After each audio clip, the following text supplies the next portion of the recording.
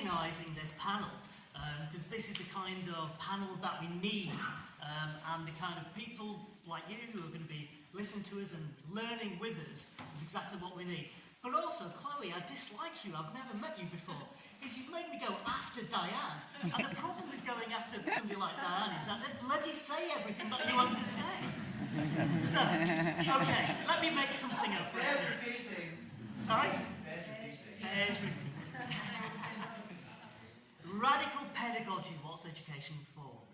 I'd just like to say a few words about that particular title.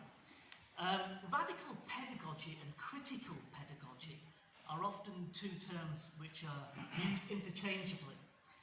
My view is that, whilst they're not very well defined, my view is that radical pedagogy and critical pedagogy, particularly of the Freirean, some types of Freirean kinds of critical pedagogy, is that they're simply about critical consciousness. Simply about critical consciousness. And in my view, critical consciousness can only take you so far. It's about reformism. I think the best you can do practically with critical consciousness is social democracy. The kind that Tom Watson wants us to do.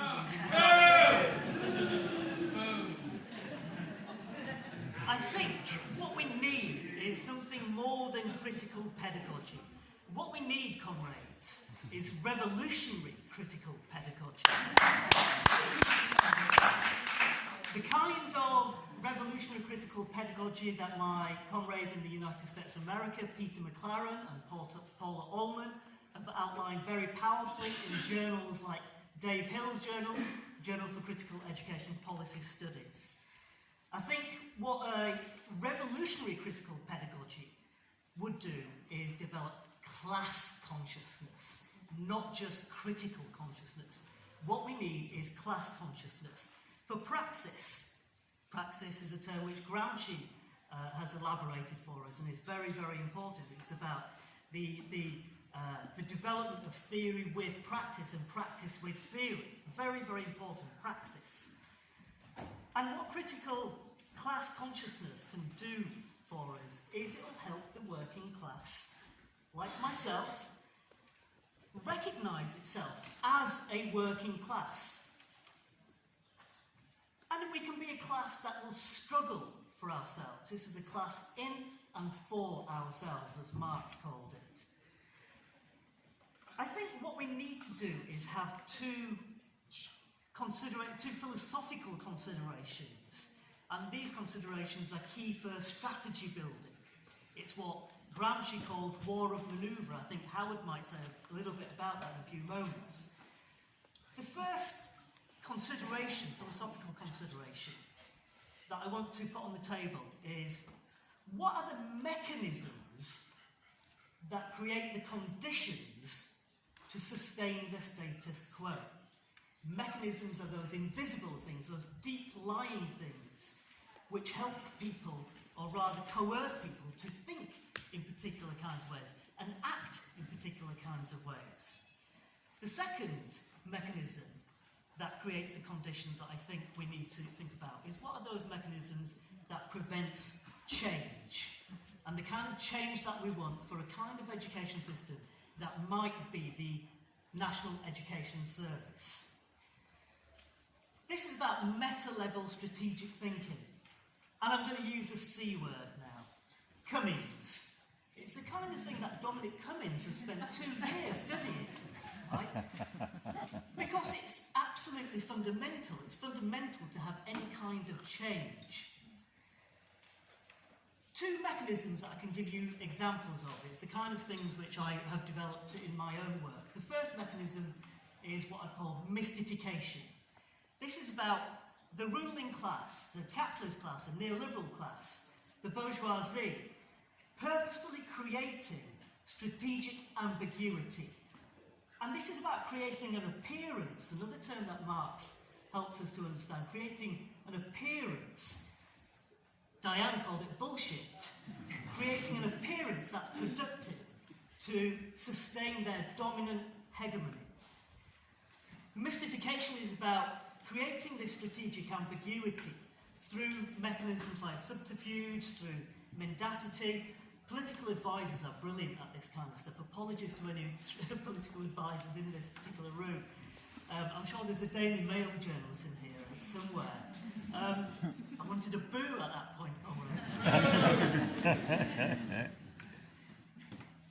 Mystification is about creating a common sense to create the kind of consciousness and practices that the ruling class benefits from.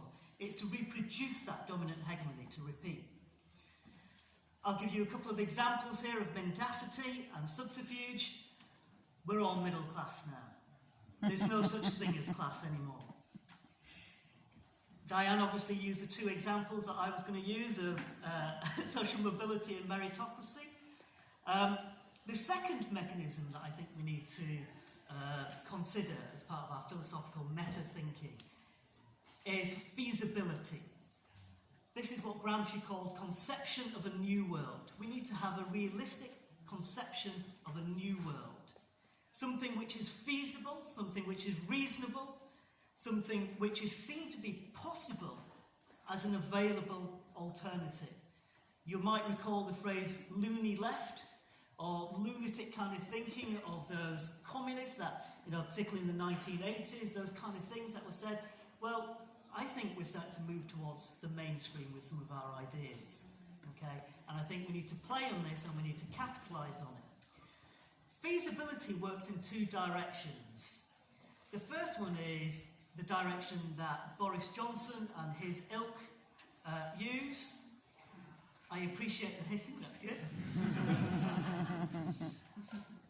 And what they use feasibility is to say to us, there is no alternative. There's no feasible alternative.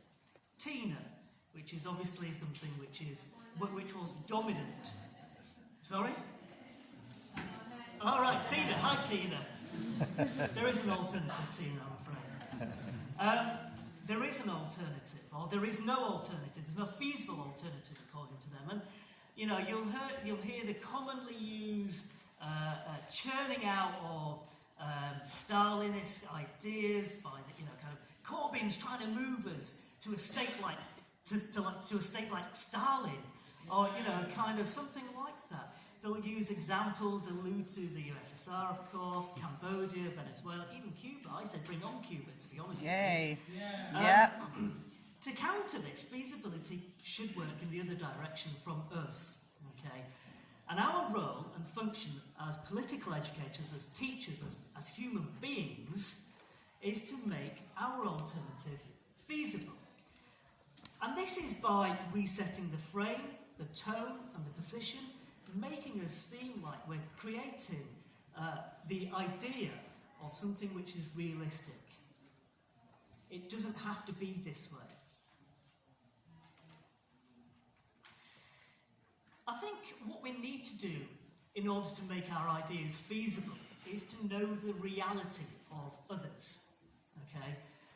And that means we're speaking with them rather than at them. And you can do this in practical ways very easily just by going along to a pub or a cafe or something like that, even the Witherspoons, and just listening to people, and seeing what the dominant narrative is, what the dominant culture is, to use the Gramscian term, culture again. So this lived reality is what we've got to work with. We've got to work against the grain of these dominant ideas which is implanted by the Mail and the Sun. They've got 30 million readers every single month. That's a lot of people that they influence. Knowing the reality of others will make our ideas seem more feasible. And what we've got to do also, and this is difficult, is to be optimistic. Okay? Optimism of the will. Again, a Gramscian idea. It's very easy to be pessimistic. The more you know, the more pessimistic you become, especially if you're a teacher or an academic even. And being optimistic is part of movement building, because whilst we can do things as change agents ourselves, we can speak to people. I think we also need to speak to each other as well in forums like this, and we learn together. Okay, so we're educating others as well as educating ourselves. And fallibility is important. We've got to be willing to be wrong sometimes. We're not always we can't be preaching, because that turns people off. Okay? I think what we have, comrades, is an incredibly important and exciting conjuncture in history. And one of the reasons that I think we need to be optimistic is to realise that history never ends.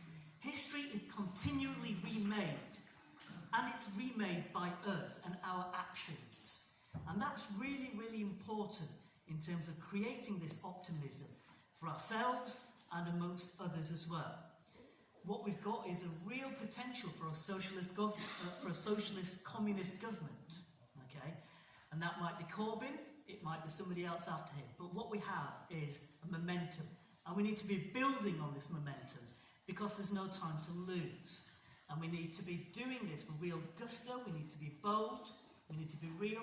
We've lost too much, and there's a lot to gain. Comrades, the time is now for us to do something in terms of the struggle to build history in the way that we want to see it. Thank you very much.